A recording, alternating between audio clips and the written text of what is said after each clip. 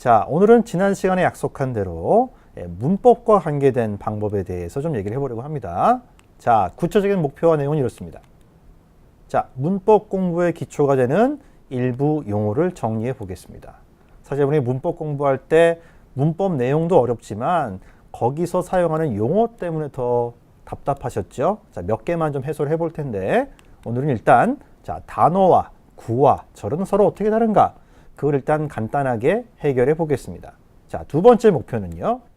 문법과 독해를 위해 문장의 기본 구조를 한번 일목요연하게 정리를 해보려고 합니다. 그러기 위해서 문장의 5가지 기본 형식과 품사와 더불어서 맺어져 있는 수식 관계를 한번 다뤄보도록 하겠습니다. 자, 보시죠. 단어와 구와 절은 각각 어떻게 다를까요? 우리가 문법 설명하거나 듣다 보면 구, 절 이런 말 자꾸 쓰게 됩니다. 그죠?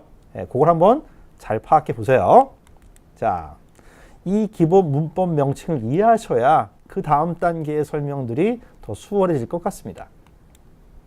단어가 뭐죠? 일단 단어는 말 그대로 띄어쓰기를 하는 순간 한 단어가 되죠. 그죠? 단어가 있습니다. 또 띄어쓰기 하면 또 새로운 단어가 나오겠죠? 띄어쓰기하고 띄어쓰기하고 자, 이렇게 단어들이 각각 존재할 수 있어요. 그러나 이 단어들이 두 서너 개가 묶여서요. 또 다른 새로운 의미 덩어리를 형성할 수도 있겠죠. 이럴 때에는 단어라고 부르지 않습니다. 하나의 그룹이 만들어진 거죠. 자, 그러면 어떤 경우는 단어가 묶였을 때 얘를 구라고 부르기도 하고요. 어떤 경우는 절이라고 부르기도 해요. 압축해서 말씀드리면 단어들이 어떤 그룹을 형성했잖아요. 인생이 둘 중에 하나예요. 구가 되든가 절이 되든가 반드시 둘 중에 하나로 결정이 납니다. 그럼 그 기준이 뭘까요? 이렇습니다. 그 단어들이 묶여 있는데 그 안에 SV, 제가 일부러 영어 약자를 썼어요. S가 뭐예요? 네, 주어를 말하죠. 주어. 그리고 자, V는 동사를 말하죠. 그래서 주어랑 동사가 그 안에 없으면 그냥 구 이렇게 부르시면 되고요. 그 안에 주어와 동사가 있으면 절 이렇게 부르시면 됩니다. 사실 주어랑 동사 이 한 세트를 절이라고 말하는 거예요. 그러니까 단어가 붙어 다니는데 절이 아니면 반대쪽으로 뭐야? 구예요. 별거 아닙니다. 아주 간단하게 생각하실 수 있겠습니다. 자, 좀 더 살펴보도록 하죠. 자, the 이건 뭡니까? 단어죠. 단어입니다. 단어예요. 띄어쓰기 하면서 계속 등장합니다. 이들 각각은 네, 단어입니다. 단어 몇 개 있어요? 하나, 둘, 셋, 넷, 다섯, 여섯, 일곱, 8개. 단어 8개로 문장 하나가 완성된 겁니다. 그죠? 예. 그런데 그러면 이건 뭘까요? 이렇게 묶어버리면 아, 하나의 의미 덩어리가 됐어요. 그렇죠? 이 안에 주어 동사 있습니까? 없습니다. 그럼 일단 뭐라고 봐야 돼요? 구라고 봐야 돼요. 근데 구라는 말 앞에 명사란 말을 붙여줬네요. 네, 좀 이따가 이거 설명해 드릴게요. 자, 그 다음 덩어리 보시죠. on the desk 부분입니다. 이것도 일단 구죠. 네, 단어가 3개가 붙었는데 그 안에 주어랑 동사는 들어있지 않고요. 심지어 앞에 형용사란 말까지 붙여줬습니다. 자, 간단하게 소개를 해드리면 자, on the desk라는 부분이 하는 역할이 있어요. 책상에 있는 컴퓨터. 네, 컴퓨터는 명사잖아요. 수식하잖아요. 꾸며주잖아요. 명사는 뭐가 꾸며준가요? 형용사가 꾸며주죠. 그러니까 역할이 형용사예요. 형태는 단어의 조합인 구지만 역할을, 기능은 형용사예요. 그래서 형용사 구라고 표현합니다. 자, 그 다음은 어떻습니까? is는 우리가 알고 있는 동사입니다. 네, 그래서 앞에 부분을 다 총망라하고 is랑 합치면 주어랑 동사죠. 이걸 달리 뭐라고 부를까요? 아까 말한 대로 네, 절, 영어로는 clause라고 말합니다. 뭐 용어는 모르셔도 되지만 영어로 말하는 용어는 잊어있어도 상관없지만 이 절이란 우리말로 하는 용어는 아셔야 돼요. 그렇죠? 자, 그 다음에 마침표까지 나왔네? 그럼 이걸 뭐라 부를까요? 문장이라고 부릅니다. 이러면서 중요한 포인트가 있어요. 앞에서 주어랑 동사는 절이라고 불렀죠. 지금도 주어 동사 다 건재합니다. 그러면 절과 문장은 어떻게 다를까요? 비슷해 보이지만 결정적인 차이가 있습니다. 마침표가 있어야 문장이에요. 주어 동사가 있어도 마침표까지 가지 않으면 뭐라 불러야 될까요? 절이라고 불러야 되는 겁니다. 그러니까 문장과 절은 똑같은 형태일 수도 있지만 아닐 수도 있습니다. 자, 그러면 교수님, 문장은 어서부터 어디까지입니까? 이렇게 말할게요. 대문자부터 마침표까지다. 이게 문장입니다. 그 안에 주어랑 동사가 여기서는 하나 들어있는 겁니다. 구별할 수 있겠죠? 자, 하나하나는 단어입니다. 의미 있는 것들이 붙어가면 구가 되기도 하고요. 절이 있기도 하고요. 마침표까지 다다르면 문장이 되는 겁니다. 이 각각을 구별하셔야 다음 단계의 설명을 쉽게 이해할 수 있습니다. 자, 조금 더 다뤄볼게요. 아니, 그럼 이렇게 뭐 명사구니, 형용사구니 이런 명칭을 붙이는 방법은 뭔가요? 원리는 뭔가요? 자, 요것만 기억하세요. 기능도 말하고요. 형태도 말합니다. 기능과 형태를 함께 붙여요. 자, 아까 한 거 다시 돌아가 볼게요. 자, 이 짧은 문장에 앞부분이 있었죠. 그 새 컴퓨터는 컴퓨터입니다. 그죠? 단어가 3개가 붙었어요. 구입니다. 자, 기능은 뭐예요? 문장 전체에서 주어 부분을 차지했습니다. 주어 자리예요. 주어는 무슨 품사가 할까요? 명사가 하거든요. 자, 기능은 명사입니다. 그리고 형태를 봤을 때는 단어 3개가 붙었지만 그 안에 주어 동사는 없어. 따라서 뭐다? 구다. 명사 기능을 하는 구. 그래서 뭐라고 하는 거예요? 명사구라고 말하는 겁니다. 쉽죠? 별거 아니에요. 자, 두 번째 부분. On the desk. 전치사와 정관사와 명사 하나로 이루어진 구입니다. 아까 제가 뭐라고 불렀을까요? 형용사구로 불렀죠. 자, 기능과 형태 구별해 봅시다. On the desk 하는 역할은 앞에 나온 computer, 명사를 꾸며주고 있어요. 그럼 형용사 기능을 한 거죠. 그리고 아까 말한 대로 단어들이 조합되어 있지만 절은 안 들어있어. 자, 형용사 기능을 하는 단어 조합. 네, 형용사구라고 말하는 거예요. 간단하죠? 여러분 계속 문장을 이해하고 설명 들을 때 이런 말들이 계속 반복적으로 등장합니다. 그러니까 직관적으로 알아들으셔야 돼요, 앞으로는. 자, 다른 문장 통해서 조금 더 확인해 볼게요. 자, 되게 짧은 문장이에요. 나는 알아. 그녀가 나를 사랑한다는 건 나는 알아. 예. 그녀가 누굴까요? 엄마일 수도 있고 아니면 뭐 애인일 수도 있겠죠. 아무튼 여기서 이 부분에 주목해 보시기 바랍니다. 자, I know, 알아요. that 이하를 알아요. 자, 요건 이제 제가 수업 시간에 이렇게 설명할 건데 명사절은 제가 이렇게 사각과를 치겠습니다. 자, 일단 know라는 타동사의 목적어니까 무슨 기능? 명사 기능 했어요. 자, 그 다음에 이 4개의 단어 조합 중에 뭐가 있습니까? 주어랑 동사가 있단 말이에요. 그럼 뭐라 불러야 돼? 절이라고 불러야 돼. 따라서 명사 기능하는 주어 동사, 명사절 이렇게 부르는 겁니다. 명사절이 뭔지 아시겠죠? 이 명사절이 명사 기능하니까 뭐 주어로 갈 수도 있고요. 지금처럼 목적어가 될 수도 있고요. 아니면 뭐 경우에 따라서는 보어가 될 수 있습니다. 나중에 나오지만 어쨌든 명사가 들어가는 자리에 대신 들어갈 수 있다. 기능이 같으니까 그렇게 하시면 되겠습니다. 자, 하나 더 살펴볼게요. 자, 새로운 예문인데요. 자, 요건 요렇게 한번 표시해 볼까요? 요렇게 둥글게 괄호를 쳐보겠습니다. 사실은 요게 직원들이란 말을 꾸며주고 있는 거죠. 자, 살펴봅시다. 이 밑줄 친 부분은 employees라는 명사를 수식합니다. 그러니까 무슨 기능한 거예요? 형용사 기능한 거예요. 그리고 주어 동사가 교수님 어디에 주어 동사가 있죠? 여러분 사실 who라는 게 관계대명사라는 거죠. 예, 얘가 주격입니다. 주어나 마찬가지예요. 얘가 동사예요. 네, 절입니다.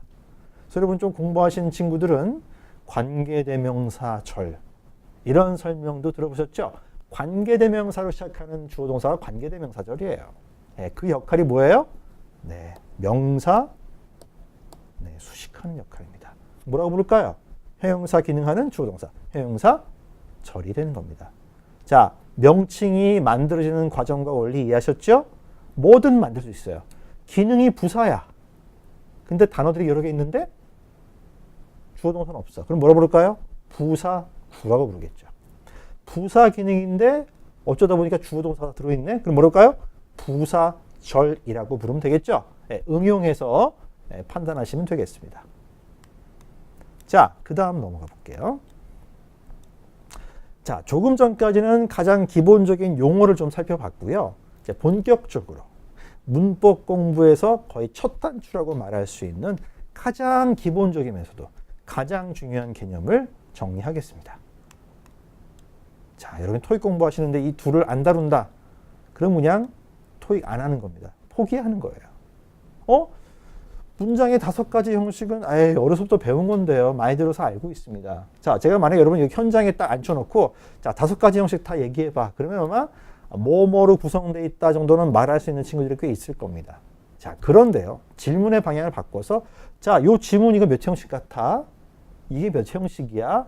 이렇게 묻는다면 답변을 잘 못하는 사람이 절반 이상일 것 같습니다. 왜 그런지 아세요? 리스트만 외운 거예요. 리스트를 외우는 거는 별 의미가 없어요. 이거 우리 왜 배운 겁니까? 실제로 영어를 쓰든 영어를 배우든 간에 이 내용을 활용해서 이해하려는 거예요. 이해할 때 쓰지 못할 거면 배우는 의미가 없죠. 그죠? 오형식은 그냥 도구에 불과해요. 우리가 영어를 원래 태어날 때부터 배우지 않은 사람들인데 뒤늦게 배운 사람들 입장에서 이런 안경을 끼고 보면 아, 문장이 보이더라 이거예요. 일종의 안경 역할을 하는 도구가 문장 구조를 이해하도록 돕게 하는 도구가 바로 문장의 5형식입니다. 이걸 제대로 이해하지 못하면 알수는 정말 힘들어질 거예요. 그 다음에 품사와 수식 관계도 이 기본적인 문장 뼈대 안에 좀 더 살을 붙이는 과정이라고 생각하시면 되겠습니다. 이 2가지가 아주 토익 문법에서 근간이 되는 2가지 기초가 됩니다. 자, 살펴보겠습니다. 문장의 5가지 형식.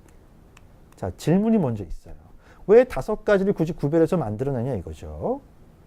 우리가 문장이 되려면 필요한 요소가 다 제 위치에 들어가 있어야겠죠. 이 문장을 완성시키는 데 있어서 꼭 있어야 되는 필수 요소를 5가지로 분류했다는 거예요.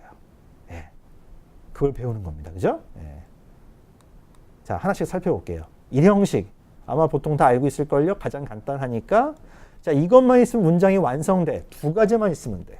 주어 하나, 동사 하나만 있으면 문장 됐어. 그렇게 생각하는 게 1형식이죠. 자, 제가 우리말과 영어 표기를 섞었었는데요. 이제 여러분 좀 이해해 주세요. S는 누가 봐도 주어죠? subject, 주어입니다. V는 동사라고까지 알겠는데 I는 뭘까요? 자, 외우진 않으셔도 됩니다. 원래 이게 intransitive 이 말에서 온 거예요. 그래서 자동사란 말이 영어로는 intransitive verb 그래요. 줄여서 VI라고 쓰는 거예요. 자, 자동사는 뭐라고 표기한다고요? VI라고 표현해요. 요 정도는 배우고 가자고요. 그렇게 어렵지 않으니까. 자동사 3글자 쓰기 귀찮아서 그런 거예요. 자, 알아두세요. 자, 어쨌든 이 자동사 하나만 더 붙이면 문장에서 더 필요한 거 없어 이거죠. 자, 밑에 간단한 예문을 제가 6가지를 적어봤는데 어떤 문장은 주어랑 동사만 있죠. 자, 이거 주어 동사만 있죠. 네. 나머지는 뭔가를 살을 붙였네요. 이 흐릿하게 쓴 글씨 부분은 뭐냐 하면요. 부사 역할하는 부분입니다. 자, 조금 전에 배운 거로 활용해 볼게요. 자, 3번째 문장 먼저 보시면 Jonathan, 이 사람은 went, 갔다, upstairs, 위층으로. 이게 부사죠. 한 단어입니다. 그냥 부사예요.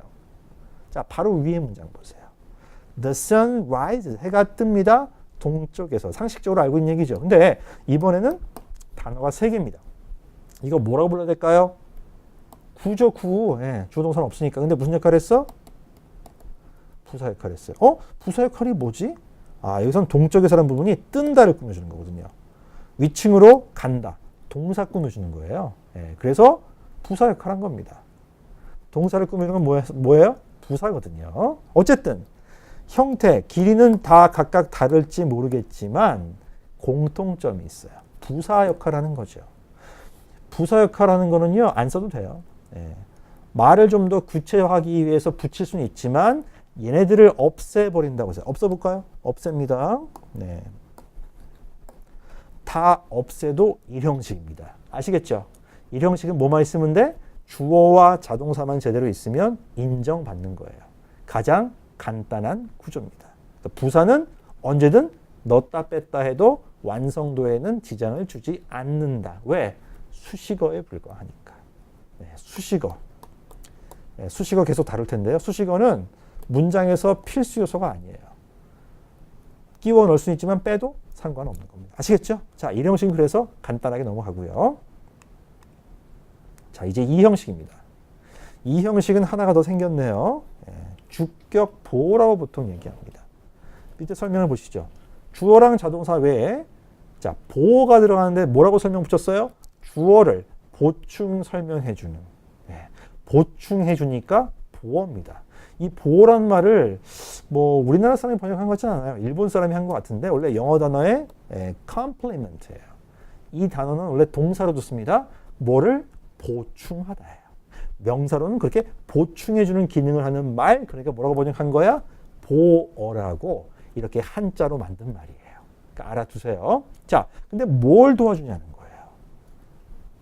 주어의 내용을 도와주는 겁니다. 그래서 주어를 도와줘, 그래서 주격 보어라고 말하는 거예요. 자, 그러면 주어를 도와주는 게 아니면 다른 걸 도와줄 땐 그 다른 거 보어라고 말하겠죠. 뒤에 나옵니다. 보어는 딱 두 가지밖에 없거든요. 자, 이 형식에서는 주격 보어인데, 자, 예문을 하나씩 볼게요. I am happy. 뭐 초등학생도 아는 문장이죠. 나 기뻐, 나 행복해. I'm a student. 나는 학생이야. 이 둘만 먼저 보죠. happy는 네, 형용사입니다. 행복한 상태죠. 나는 학생이야. 명사죠. 어느 때 형용사 쓰고 어느 때 명사 붙이냐 이거예요. 여러분 이거 되게 간단해 보이지만 토익 문법 문제로 이걸 다루기도 합니다. 보호 자리에 명사 형태로 쓸 건지 형용사 형태로 갖출 건지를 선택하라는 문제가 여전히 나오고 있어요. 그러니까 구별하는 방법이 명쾌해야 됩니다. 주어가 어떤 상태인지를 말할 때는 형용사 쓰라는 거예요. 주어가 누구냐 아니면 무엇이냐 이런 걸 따져야 할 때는 명사를 쓰라는 거예요. 나의 상태 행복해. 나 누구야? 나 학생이야. 아시겠죠? 다음에 네 모습이 좋다 이거예요. 너의 외적인 상태가 좋다. 너 오늘 멋있네. 괜찮아 보이네. You look great. 그런 말이죠. She became a doctor.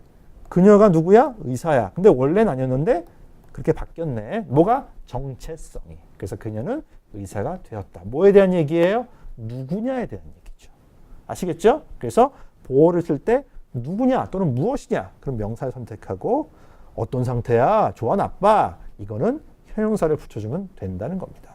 자, 이 형식 그렇게 어렵지 않아요. 이 보호의 개념이 우리 한국어엔 딱히 없기 때문에 조금 적극적으로 이해하려고 애를 쓰셔야 될 것 같아요. 영어에서는 상당히 중요하거든요.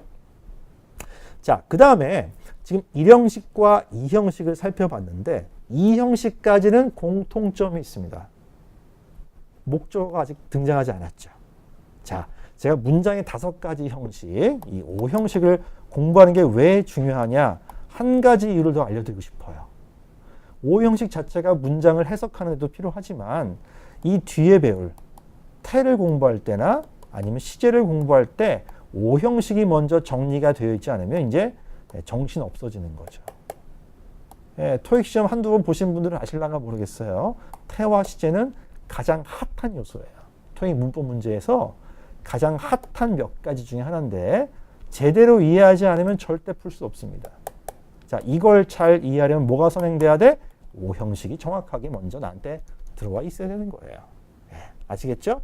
자, 그래서 태를 얘기했습니다. 지금 1형식, 2형식은 수동태가 있을까요? 없을까요? 없습니다. 왜? 목적어가 있어야 수동태를 만들 수 있거든요. 그러니까 1, 2형식은 수동태가 없다라는 거예요. 자, 해당 단원으로 넘어가서 좀 더 길게 얘기해 드릴게요. 오늘은 여기까지만. 자, 3형식으로 건너가겠습니다. 자, 3형식부터는 네, 목적어가 등장합니다. 제가 3형식이라고 하지 않고 3형식부터라고 말했어요. 그러면 4형식과 5형식에도 뭐가 있겠다? 목적어가 있겠다. 그렇게 생각하시면 돼요. 자, 그래서 3형식, 4형식, 5형식부터는 목적어 쓰니까 뭘 만들 수 있을까요? 네, 수동태를 만들 수 있어요. 앞에 한 얘기랑 반대죠. 그렇죠? 너무너무 중요합니다. 시험에서 너무너무 단골 손님이에요. 자, 3형식 살펴보겠습니다. 주어 뒤에 동사 하나가 있는데 얘는 혼자 있지 못해요. 뒤에 다른 대상을 끌어들여야 돼. 이 타동사 때 타자가 한자로 남 타자, 자기가 아니라 남 타자예요. 그 남이 누구야? 네, 목적어를 말하는 겁니다. 그죠? 그 동사가 하는 행위를 당하는 대상, 객체, 이거를 목적어라고 하죠. 자, 밑에 예문 한 5개 드렸는데요. 제가 밑줄을 쳐놓은 부분이 바로 목적어입니다. 하나씩 살펴볼까요? 수잔이 answered, 답했다. his question, 그의 질문에 답을 했다. 네, 목적어입니다. 짧죠? 소유격과 명사 하나 붙여서 목적어 자리가 됐습니다. 명사 역할 하죠? 자, 단어가 2개 있으니까 뭐라고 부를까요? 아니, 명사구 그러면 돼요. 아까 배운 거 활용해서 명사구라고 부르면 되겠죠. 두 번째 문제. State your name and address. 자, 성함과 주소를 state, 말씀해 주세요. 어쨌든 명사들이 쭉 나옵니다. 그죠? 목적어 기도도 이거 뭐로 보면 돼? 네, 명사구죠. 그죠? 네, 절은 아직 없어요. 그죠? 세 번째. You might want to talk about it. 아, 이번엔 좀 형태가 다릅니다. want가 타동사인 건 알아요. 무엇을 원한다니까. 그런데 to talk, 이게 원래 명사로 태어난 말은 아니잖아요. 여러분 부정사라고 들어보셨죠? 예, 바로 흔히 말하는 투부정사입니다. 뜻에 따라서 여러 가지로 번역될 수 있는데 여기서는 명사 기능하니까 어떻게 번역하면 돼요? 뭐뭐 하는 것, 그럼 되겠죠. 자, 너는 원할지도 몰라. 그것에 대해 말하는 것을 원할 수도 있겠다. 좀 이 상황에서 뭐야? 그거 당신 말하는 게 좋겠어요? 한번 말해보세요. 이런 정도의 뜻입니다. 어쨌든 투부정사가 원래 명사는 아니지만 명사 짓을 대신하는 거예요. 예, 이건 역시 목적어입니다. 자, 여기에 목적어 역할을 했다는 말은 명사 기능했단 말이죠. 이 네 단어 합쳐서 주어 동사 있습니까? 없지요. 자, 아까처럼 뭐라고 불러야 될까요? 명사구라고 계속 부르면 돼요. 지금 1, 2, 3번 지문은 다 목적어가 명사구입니다. 그렇죠? 자, 그 다음에 He enjoys fishing. 자, 낚시하는 거를 즐겨한다 이 말이죠. 동명사입니다. 동명사. 예, 이것도 역시 뭐뭐 하는 것으로 해석하면 되겠죠. 낚시하는 것을 즐겨합니다. 자, 이게 호흡이 길지 않은 예문들을 내기였습니다. 마지막 거 좀 달라요. 그녀는 믿는다.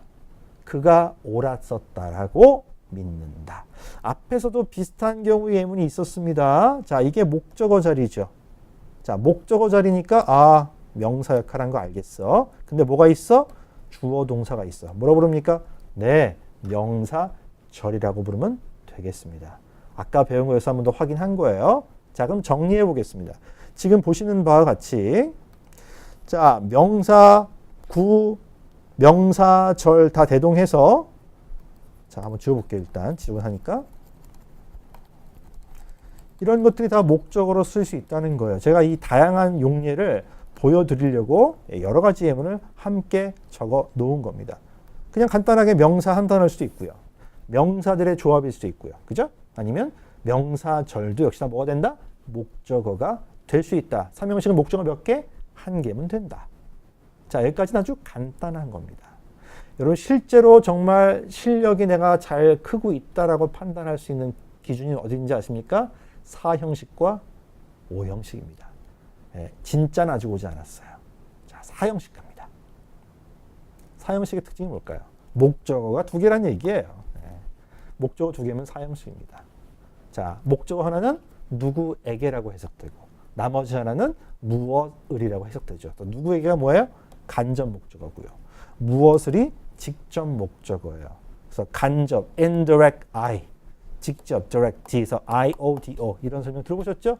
예, 문법 용어입니다. 그냥 이해하시고 받아들이세요. 저는 이렇게 간목, 직목, 우리말 쓰는 거 귀찮아요. 영어도 빠르거든요. 그래서 간단하게 쓸 테니까 그렇게 따라오시면 되겠습니다. 자, 그런데 재밌는 게 있어요. 4형식에 쓰이는 동사는요. 누구에게 무엇을이란 틀을 유지하기 때문에 보통 뒤에 동사가 진짜 준다라는 경우도 있고 어떤 행동으로 해준다는 뜻이 되기도 해요. 해준다. 준다라는 메시지가 들어있기 때문에 이걸 한자로 수여한다고 하거든요. 그래서 사형식 동사를 다르게 표현할 때 수여동사라고도 표현합니다. 우리나라에서 출간되는 많은 영문법 책에는요, 이런 말을 보통 잘 씁니다. 그러니까 여러분도 거기에 대비해서 알아두시면 좋아요. 자, 예문 한번 볼까요? Tom gave me. 탐이 나에게 줬다. A lot of advice. 많은 충고를. 자, 밑줄 친 부분이 바로 직접 목적어입니다. 삼형식에 있던 목적어랑 같은 성질이라서 제가 표기를 같은 방식으로 했어요. 많은 충고를 나에게 해줬다. 나에게, 이탈릭체가 누구에게입니다. 그죠? 두 번째, He told me a lie. 그가 나에게 거짓말을 했다. 거짓말을 말했다. 네. 세 번째 문장, She bought me a mobile phone. 자, 휴대폰이죠, 우리식으로 하면. 그래서 그녀가 나에게 휴대폰을 하나 사줬다. 엄마 아니면 여친, 뭐 이런 식이겠죠.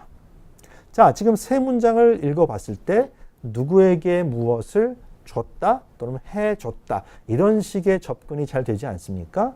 그래서 수요동사라고 부른다는 거예요. 그런데 한번 장난을 한번 해볼게요. 자, 세 번째 문장에서 me를 없애보세요. She bought a mobile phone. 말 됩니까? 안 됩니까? 잘 됩니다. 문제 없어요. 뭐만 빠졌어? 나에게만 빠졌어요. 그녀가 휴대폰을 하나 샀다예요. 몇 형식이 되는 걸까요?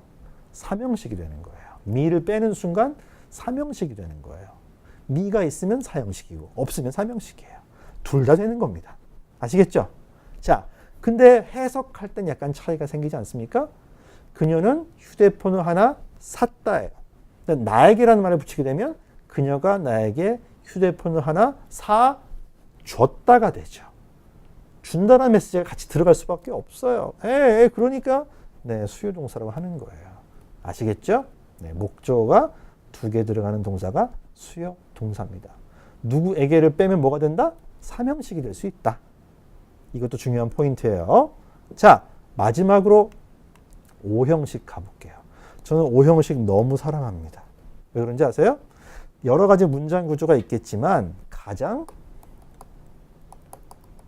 가성비가 높아요. 가성비가 높다는 말 잘 쓰잖아요. 투자한 것에 비해서 성능이 좋다는 거잖아요. 그죠? 가격 대비 성능이니까.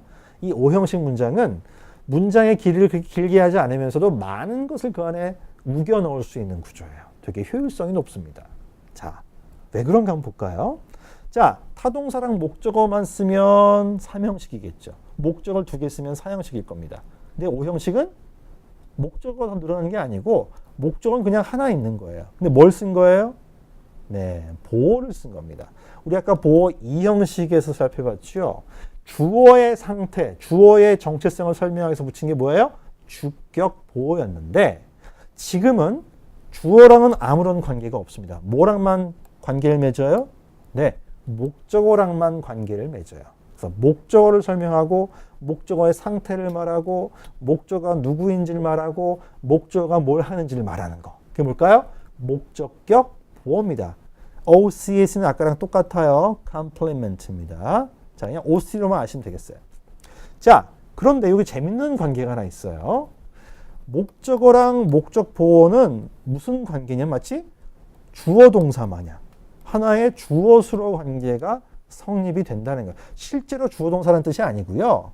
의미를 따져봤더니 마치 그런 것 같더라 이 말이에요. 자, 그러니까 잘 생각해 보세요. 애초에 주어랑 동사는 주어 서술어죠. 그리고 목적어랑 목적격 보어도 뭐예요? 주어 서술어예요. 즉 주어 수로 관계가 몇 번 들어간 거예요? 문장은 하나인데 2번 들어간 거예요. 어때요? 가성비 높죠? 그러니까 5형식 사랑할 수밖에 없어요. 되게 말하기가 편하거든요. 자, 실제로 어떻게 그런가 한번 따져봅시다. 자, 문장 4개 하나씩 저랑 같이 해볼게요. 자, 첫 번째 문장, the readers, 그 독자들은 found, 찾아냈다는 뜻이 아니에요. find가 5형식을 쓸 때는요, 목적어가 어떠하다라고 생각하다 또는 목적어가 어떻다는 것을 알게 되다 그런 뜻이에요. 자, 이 책이 fascinating, 매력적이라고 생각했다 또는 그렇다는 것을 알게 됐다 이런 뜻이에요. 자, 가성비가 있는가 보겠습니다.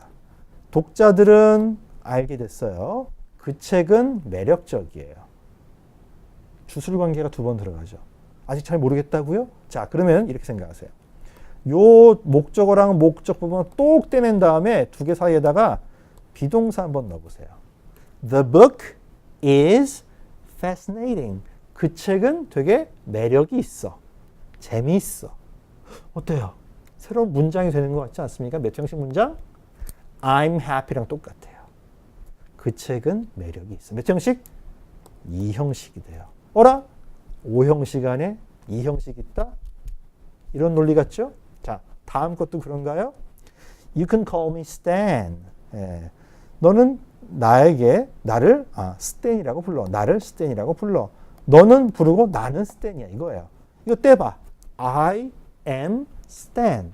비동사 넣으면 똑같아지죠. I am Stan. 주술관계가 되는 겁니다. 뭐가? 목적어랑 목적격 보어가요. 자, 되게 짧은 문구인데요. You can call me Stan. 언제 쓰는 말일까요? 너는 나를 스탠이라고 불러?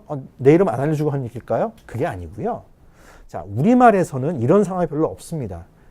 여러분이 저랑 이제 한 교실에서 만나게 되겠죠? 그러면 한병철 교수님 이렇게 부를 거예요. 오랜만에 할 때 안녕하세요 병철 그렇게 부르지 않을 거 아니에요. 왜?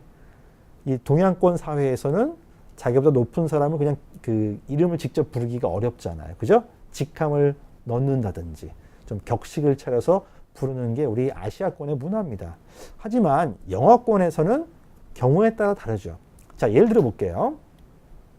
제가 대학원을 다닐 때 처음에 이제 나중엔 지도교수가 된 분인데 이 교수님이 처음에 와서 이제 뭐 이름이 이랬었어요. 그 당시에 Paul Alexander. 예. 이름이 폴이고 성이 알렉산더예요. 그러면 우리가 처음에는 뭔가 질문을 부를 때 어떻게 부를까요? Professor 아니면 Mr. Alexander, Professor Alexander 이렇게 부르겠죠. 근데 이제 그 교수 입장에서 자 우리 이제 편하게 캐주얼하게 지내자 그럴 때는 You can just call me Paul 그렇게 말하는 거예요. 그냥 편하게 Paul이라고 불러. 캐주얼하게 지내자. 격식 너무 따지지 말고 Paul이라고 불러. 그렇게 말할 때 You can call me 어쩌고 저쩌고 이렇게 말하는 거예요. 그런 상황에서 붙이는 이름이라고 생각하시면 되겠습니다. 아시겠죠? 뭐 저는 영어 이름이 딱히 없으니까 뭐 영어로 말한다면 You can call me 뭐 BC 뭐 이러면 Good morning BC 그럼 제가 조금 용서해 줄게요. 한번 해보세요. 도전. 네. 자 어쨌든 me하고 stan의 관계는 나는 stan이다. 주술 관계가 성립이 됩니다. 자, 세 번째 문장도 그런가 볼까요? I just want you. 나는 너를 원해. 이런 뜻이 아니에요. 문장이 끝났다면 너를 원하겠지만 to know about it. 자, 나는 원하고 너는 알아. 이 관계죠. 나는 네가 그것에 대해서 알았으면 좋겠다 이 말이에요. 네가 아는 거죠. 주술 관계죠. 그죠? 근데 이건 앞에 두 문장처럼 you are to know 이렇게 말이 되지는 않아요. 앞에서 말한 것처럼 이 형식 문장으로 떼어내서 만들 수는 없습니다. 하지만 뭐는 같아요? 주어수로 관계는 유지가 된다는 겁니다. 그렇죠? 자, 마지막 문장. You make me want to be a better man. 자, 요건 제가 어느 유명한 옛날 영화에서 그대로 따온 문장입니다. 남녀 관계에서 쓸 수 있는 말이에요. 무슨 뜻이죠? 너는 만들어 내가 더 좋은 남자가 되고 싶게 만들어. 자, 이렇게 번역하면 대충은 알아듣겠는데 어때요? 거의 직역한 거죠. 영혼 없는 번역이에요. 실제로 우리말에서는 어떻게 해야 될까요? 내가 너 때문에 더 좋은 남자가 되고 싶어졌어. 이렇게 오그라드는. 그렇지만 남자가 여자를 정말 좋아하면 할 수 있는 말이죠. 그죠? 작업 멘트입니다. 자, 여기서 이 영화를 제가 보면서 어떤 생각이 들었냐면 야, 명대사인데 야, 이거 O형식이구나. 직업병이 도졌어요. O형식인 거예요. 너는 만들고 나는 원하는 거예요. 한 가지 더 알려드릴까요? 목적어 다음에 want가 무슨 형태로? 동사 원형의 형태로 나왔어요. 이거 언제 배웠을까요, 여러분? 고등학교 때 사역동사라는 거 배워보셨죠? 남이 어떤 행동을 하게 만든다는 거, 그죠? 바로 이 네 번째 문장이 사역동사예요. 그래서 me 다음에 동사 원형용 겁니다. 사역동사, 오형식 이런 것들은요. 우리 일상과 가깝습니다. 의외로. 예, 책에서만 배워서 활용을 못한 것일 뿐이지 실제로 오형식은 아주 활용도가 높아요. 자, 어떻습니까? 1형식부터 5형식까지 살펴봤는데 좀 잘 납득이 가세요? 한번 확인해 봅시다. 자, 4개의 문장을, 짧은 문장을 써드렸는데, 자, 첫 번째 그룹 2문장과 세 번째, 네 번째, 두 번째 그룹 따로 떼어서 보셔도 좋을 것 같아요. 자, 처음 2문장 몇 형식인지 별로 어렵지 않죠. 아까 나왔던 것도 있으니까. 자, I'm happy 몇 형식일까요? 자, happy가 뭘 설명해 주고 있죠? 나의 상태를 설명해 주고 있죠. 네, 2형식입니다. 그럼 두 번째 문장은 몇 형식일까요? 이건 목적어 같고 얘는 뭐야? 4형식인가? 뭐지? 뜻이 뭐예요? You make me happy. 너는 내가 행복해지게 만들어. 너는 만들고 나는 행복해. 눈치채셨나요? 이 둘은 같은 관계예요. 나는 행복해, 나는 행복해. happy는 다 똑같이 뭘까요? 네, 보어입니다. 근데 보어가 도와주는 게 주어니까 주격 보어. 그죠? 이번에는 목적을 도와주니까 목적격 보어예요. 위에 거는 2형식이랑 밑에 건 몇 형식이라고 봐야 될까요? 네, 5형식이에요. 네, 똑같이 보어를 썼습니다만 문장 형성 과정에 약간 차이가 있죠. me happy 따로 떼어내봐. 그럼 다시 뭐가 돼? I am happy가 되죠. 5형식 안에 몇 형식 들어있다? 2형식 들어있다. 이 얘기잖아요. 이해가 가세요? 자, 다음 단계. My father made me a table. 뜻이 뭘까요?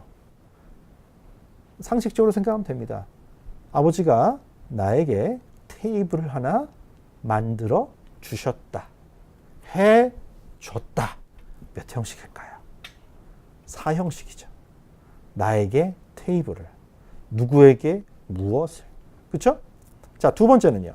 My mother made me a doctor. 어머니는 나를 의사로 만들었다. 해석은 잘했다고 칩시다. 몇 형식일까요? 5형식입니다. 이 두 문장 되게 성분이 비슷하지 않아요? 일단 made me까지는 차이가 없고 a table, a doctor 똑같은 명사잖아요. 근데 위에 거는 제가 4형식이라고 말하고 왜 밑에 거는 5형식이라고 말할까요? 자, 요걸 구별하셔야 이제 좀 제대로 가고 있는 겁니다. 이 둘의 관계를 따져보라는 거예요. 나와 테이블은 관계가 있습니까? 없습니까? 관계 없어요. 나는 나고 테이블은 테이블이야. 내가 테이블의 주인이 됐지. 그지? 아버지 만들어 주셨으니까. 그죠? 하지만 나와 의사는 어때요? 아주 밀접해요. 왜? 내가 의사인 거예요. I am a doctor. 아시겠습니까? 어머니가 나를 의사로 만들었다. 이게 네 글자로 뭐라고 할까요? 네, 치맛바람. 네, 미국에서 뭐 타이거맘 한때 유행했죠. 되게 시끄러웠죠. 네, 엄마가 강압적으로 막 공부시켜가지고 사람 어떻게 직업 만들어 준 거예요. 어쨌든 어머니가 나를 의사로 만들었다. 그러면 강하게 공부에 푸시하게 했다는 거죠. 자, 그런데 여러분 여기서 한 가지 좀 관찰을 하고 갔으면 좋겠습니다. 이 둘은 간접 목적어, 직접 목적어이 밝혔습니다. 자, 우리 장난해 보세요. 한번. 앞에 있는 문장, 아버지가 나에게 탁자를 만들어줬다를 만약에 내가 5형식이라고 착각을 했으면 어떻게 해석하게 될까요? 아버지가 나를 탁자로 만들었다. 내가 탁자가 되는 거예요. 그래야 보호관계가 되겠죠. 아버지가 나를 탁자로 만들었다. 나는 피노키오. 뭐 이런 겁니까? 상식적으로 아닌 거 아시겠죠. 두 번째도 역으로 4형식이라고 하면 의도적으로 오해해 보자고요. 어머니가 나에게 의사를 하나 만들어줬어. 어머니가 무슨 조물주입니까? 말이 안 되죠. 나와 의사는 아주 밀접한 관계가 있다는 걸 이해하시면 5형식이구나. 알 수 있다는 거야. 실수하지 않고요. 아시겠죠? 이런 것들, 이 디테일드한 부분을 구별할 수 있어야 내가 5가지 형식을 소화했다라고 판단할 수 있는 겁니다. 자, 여기까지가 5형식이었고요. 마지막으로 간단한 수식관계를 살펴보겠습니다. 수식관계는 뭐예요? 아까 수식어란 말 한번 썼잖아요. 이게 핵심 부분은 아니에요. 꼭 안 써도 되지만 뼈대에다가 뭔가 살을 붙이는 방식입니다. 자, 살펴봅시다. 자, 태초에 명사가 있었습니다. 이게 뭔 소릴까요? 만들어낸 말입니다. 명사가 수식관계의 가장 출발점이기 때문에 명사가 먼저 있어야 돼요. 자, 앞으로 보이는 몇 개의 화면은요, 기억하세요. 먼저 나온 것일수록 중요하고 나중에 나온 것일수록 안 중요합니다. 뭐가 제일 중요할까요? 명사입니다. 자, 명사가 딱 등장했어요. 근데 혼자 살아갈 수가 없어서 자신을 도와줄 친구를 부릅니다. 자, 그럼 어떤 단어가, 어떤 품사가 떠오를까요? 명사 곁에 있는 거. 이렇게 질문하잖아요. 만약에 제 앞에 여러분이 앉으셔서 대답을 했다면 역시 10중8구는 형용사를 먼저 말했을 거예요. 형용사가 있긴 합니다만, 자, 그보다 중요한 게 하나 있습니다. 한정사라는 거예요. 한정사가 뭐지? 한정하는 게 뭘까요? 왜 우리 명품도 왜 그 쇼핑할 때 보면 한정판 나오잖아요. 딱 요만큼이라고 범위를 정해주는 말이 한정사예요. 대표적인 게 뭐냐? 관사, the, this, 아니면 that, any, no, another, some, 뭐 소유격 등등. 사실 되게 많아요. 제가 가장 기본이 되는 것들만 적어드렸는데 관사계통하고 지시어, 그 다음에 기타 비슷한 것들. 얘네들은 역할이 뭘까요? 네, 명사 꾸며주는 거예요. 명사 꾸며주면 보통 다 형용사로 부르지 않나요? 라고 물을 수 있겠지만 토익 공부할 때 이 함정에 빠지시면 안 돼요. 형용사도 명사를 꾸며주지만 한정사도 명사 꾸며주는 거예요. 왜 똑같이 꾸며주는 역할을 하는데 이름을 달리 부를까요? 성질이 달라서 그래요. 자, 명심하세요. 한정사랑 형용사는 같다 다르다. 다르답니다. 그리고 우리가 품사랑 수식관계를 다룰 때 중요하게 보는 거는 얘네들이 어떤 자리에 들어가냐는 거예요. 서로 정해진 자리를 지켜야 돼요. 한정사랑 형용사가 서로 뒤섞이지 않아요. 같은 자리를 공유하지 않는다 이 말이에요. 아시겠죠? 제가 다시 한번 얘기해요. 먼저 나온 걸수록 중요한 겁니다. 나중에 나오면 덜 중요한 거예요. 자, 명사 다음으로 뭐가 중요해요? 한정사가 중요합니다. 자, 그 다음이 뭐냐? 그 다음이 형용사입니다. 자, 한정사도 명사를 꾸며주고요. 형용사도 명사를 꾸며주겠죠? 자, 명사를 꾸며주는 형용사는요, 보통 앞에 쓰는 게 가장 간단하지만 사실은 뒤에도 올 수 있어요. 네, 보통 후치 수식 그러죠. 뒤에 배치돼서 수식한다 그래서 후치 수식 그럽니다. 네, 요거에 대해서 뭐 구체적인 진도를 나갈 때 다시 한번 다루겠습니다. 어쨌든 지금은 어떤 자리에 뭐가 들어갈 수 있는가를 보는 거니까 네, 형용사가 뒤에서 와서 꾸며주는 경우도 있고요. 심지어는 전치사구가 아까 우리 배웠잖아요. 뭐였어요? on the desk. 기억나세요? 책상에 있는 그 전치사구가 뭐라고도 불렀어요? 형용사구라고 불렀잖아요. 네, 이건 기능을 말하는 의미고요. 전치사구는 형태만 가지고 한 말입니다. 어쨌든 꾸며줄 수 있다 이 말이에요. 아시겠죠? 자, 자리 하나 나왔습니다. 여기 하나 더 쓸 수 있어요. 이 자리에 무슨 말이 올까요? 혹시 아세요? 네, 부사가 올 수 있어요. 자, 정리합시다. 명사가 제일 중요해요. 그죠? 그 다음으로 중요한 게 한정사예요. 왜? 일단 명사 꾸며줘야 되니까. 그죠? 그 다음이 이제 3번이 형용사예요. 그럼 얘는 왜 있는 걸까요? 명사랑 관계가 없어요. 명사가 제일 중요한데 명사랑 관계가 없는 얘는 실질적으로 가장 무시당하겠죠. 얘는 뭘 꾸며주려고? 형용사 꾸며주려고 온 겁니다. 부사가 뭐예요? 어떠하게라고 번역되는 거잖아요. 그죠? 자, 만약에 자, 한번 말을 만들어 볼까요? 남자란 말, 명사가 있다고 합시다. 남자. 그러면 잘생긴 남자. 그러면 잘생긴이라는 형용사가 남자를 꾸며주죠. 근데 어떠하게 잘생긴 이런 말 붙이면 부사 되는 거예요. 자, 시체말 써볼게요. 억수로 잘생긴 남자.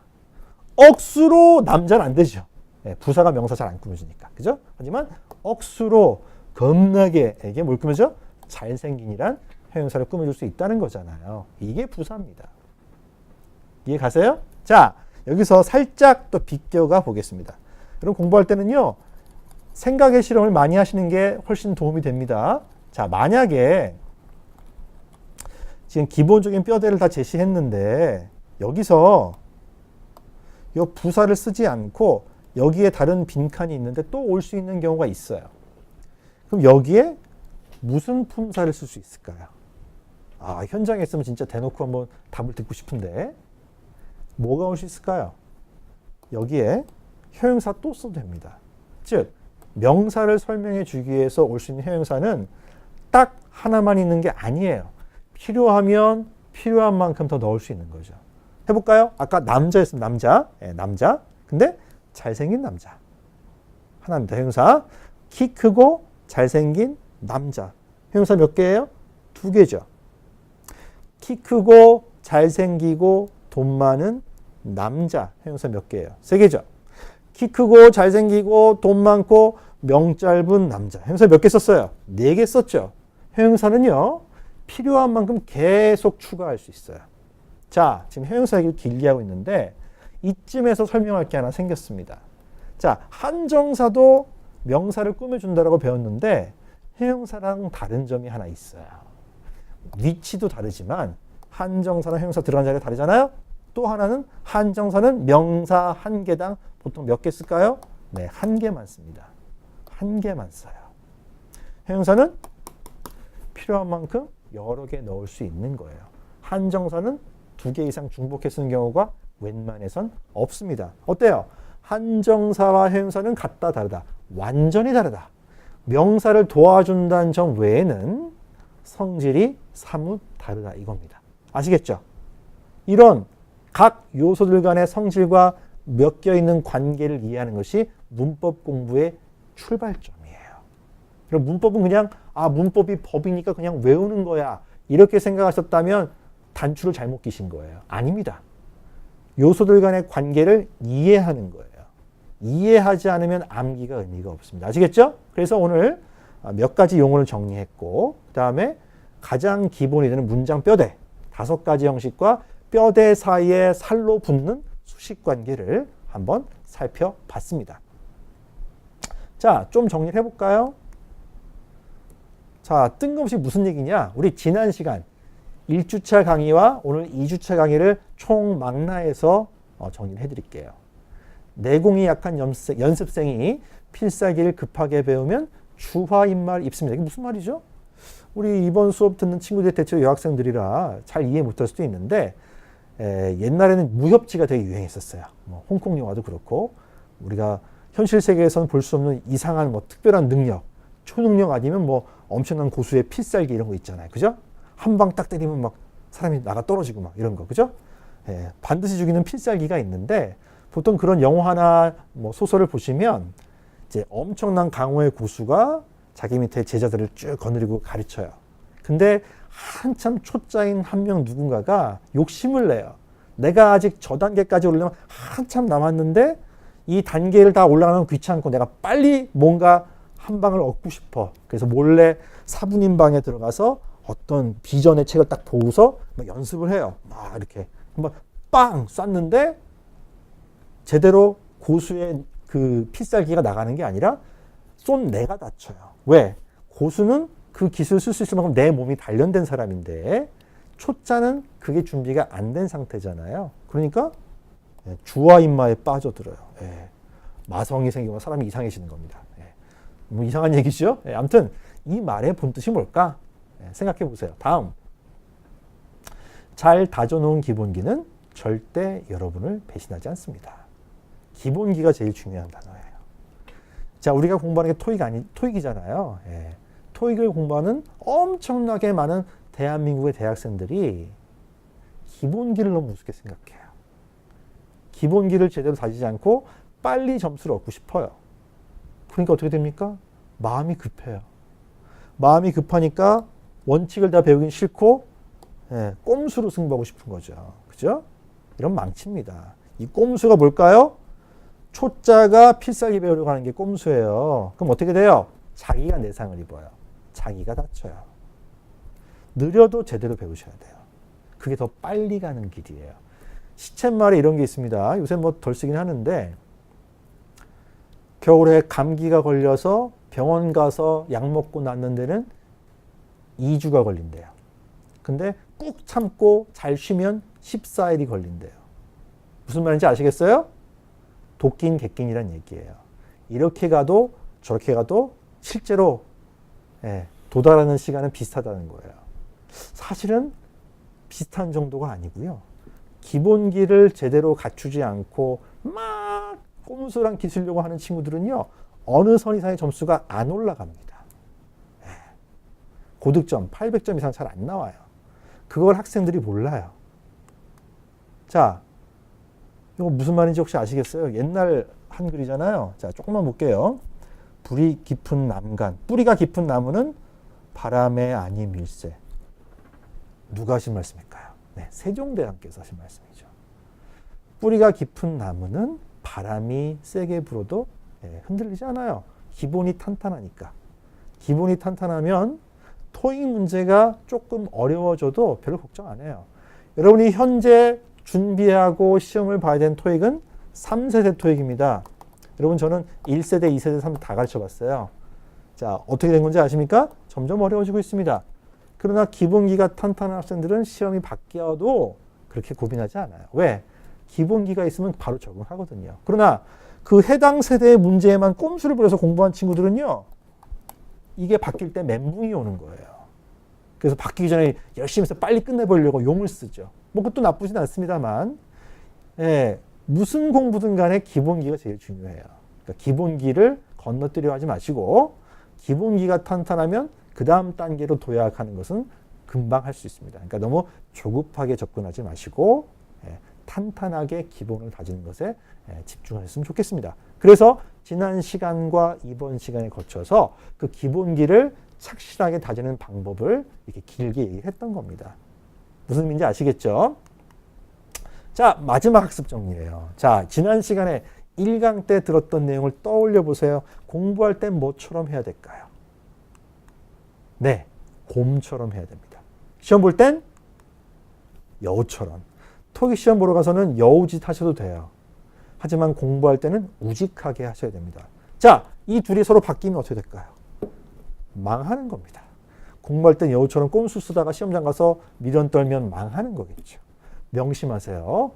적절한 환경에 적절한 방법을 쓰셔야 됩니다. 자, 다음 시간에는요. 이런 원리와 학습법을 토대로 해서 Part 5 문법과 어휘가 나오는 실전 문제를 조금 다뤄보도록 하겠습니다. 자, 오늘 수업은 여기까지입니다. 수고하셨습니다.